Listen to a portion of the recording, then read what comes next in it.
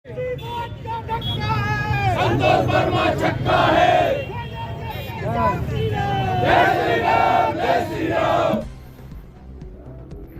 मध्य प्रदेश के दमोह जिले में आईएएस संतोष वर्मा द्वारा ब्राह्मण समाज की महिलाओं को लेकर कथित रूप से दिए गए आपत्तिजनक बयान के विरोध में शुक्रवार को भारी आक्रोश देखने को मिला। अंबेडकर चौक पर सैकड़ों की संख्या में ब्राह्मण समाज के लोग एकत्रित हुए और जोरदार नारेबाजी करते हुए आईएएस संतोष वर्मा का पुतला दहन किया।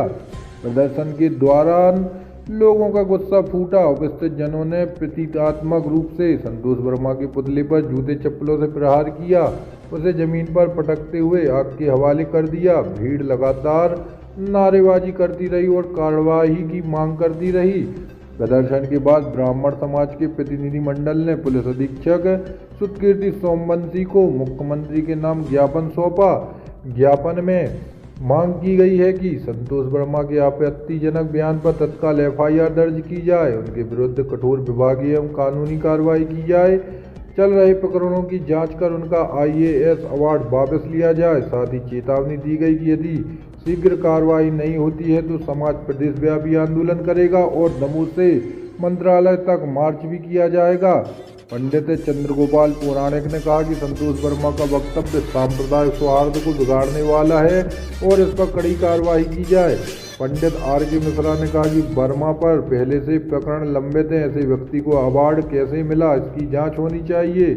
पंडित मनोज देवलिया ने चेतावनी दी कि यदि कार्रवाई नहीं हुई तो ब्राह्मण समाज सड़क पर उतरकर उग्र आंदोलन करेगा। आक्रोश को देखते हुए पुलिस अधीक्षक के निर्देशन में पुलिस बल, फायर ब्रिगेड और वरिष्ठ अधिकारी मौके पर मौजूद रहे, जिससे किसी प्रकार की अप्रिय स्थिति न बने। विरोध प्रदर्शन और ज्ञापन कार्यक्रम में वरिष्ठ अधिवक्ता मुकेश पांडे, चंद्रगोपाल पौराणिक, श्यामचरण पटेरिया, डॉक्टर एन वैष्णव, मोनू पाठक, अंबर मिश्रा, मनीष तिवारी, नारद मिश्रा, अजय गर्ग, नित्या प्यासी, बीरू दुबे, जमुना चौबे, आलोक चौबे, भागीरथ शास्त्री, अनुराग पांडे, सौरभ चौबे, महेंद्र तिवारी, मनीष शर्मा हटा, नितिन राजपूत, मोंटी रेगवार सहित सर्व ब्राह्मण समाज और सर्व समाज की बड़ी संख्या में लोग मौजूद रहे। जो ब्राह्मण समाज की बेटियों के लिए अभद्र टिप्पणी की गई है, उसके विरोध में आज उसका पुतला जलाया है और शासन प्रशासन से मांग रखी है कि उसको बर्खास्त किया जाए और उस पर एफआईआर दर्ज की जाए। और अजाक संघ से भी निवेदन है कि उसको अपने अध्यक्ष के दायित्व से मुक्त करके, जो एक समाज की बहन बेटियों का सम्मान नहीं कर रहा है, ऐसे व्यक्ति को अलग किया जाए। और जो वो आरक्षण की बात कर रहा है, वह उसी आरक्षण की दम पर आईएएस बना है और आरक्षण के लिए इस प्रकार के गंदे शब्द बोल रहा है। अगर शासन प्रशासन एफआईआर दर्ज नहीं करता और उसको बर्खास्त नहीं करता है तो जिस मंत्रालय में वह बैठता है उसी मंत्रालय में 1 महीने के अंदर जूता मारने के लिए दमोह से ब्राह्मण समाज जाएगी। देखिए, भारतीय प्रशासनिक सेवा के एक अधिकारी हैं संतोष वर्मा जी। उनने कुछ ब्राह्मण समाज की बहन बेटियों के खिलाफ जो उनने अनैतिक टिप्पणी की है, उससे ब्राह्मण समाज पूरी तरीके से आक्रोशित है।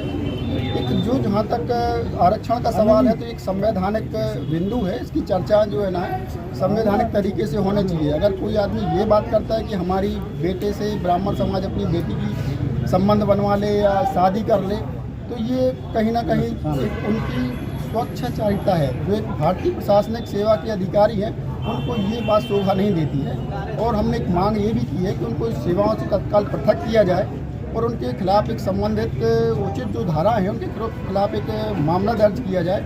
और पुलिस अधीक्षक महोदय ने हमें एक पूरी तरह से आश्वस्त किया है कि जो भी वैधानिक कार्रवाई होगी उसके हिसाब से हम उन पर मामला दर्ज करेंगे। दूसरी बात ये आती है कि आज चारों तरफ से एक बात आ रही है कि ब्राह्मण समाज को टारगेट करके कोई भी आदमी कुछ भी बोल जाता है। ये कहीं ना कहीं से एक लोगों का ब्राह्मण समाज पर टारगेट करना ये पूरी समाज के लिए खल रहा है। आज इतनी भारी संख्या में जो लोग आए हैं, कहीं ना कहीं पूरी समाज में आक्रोश व्याप्त है।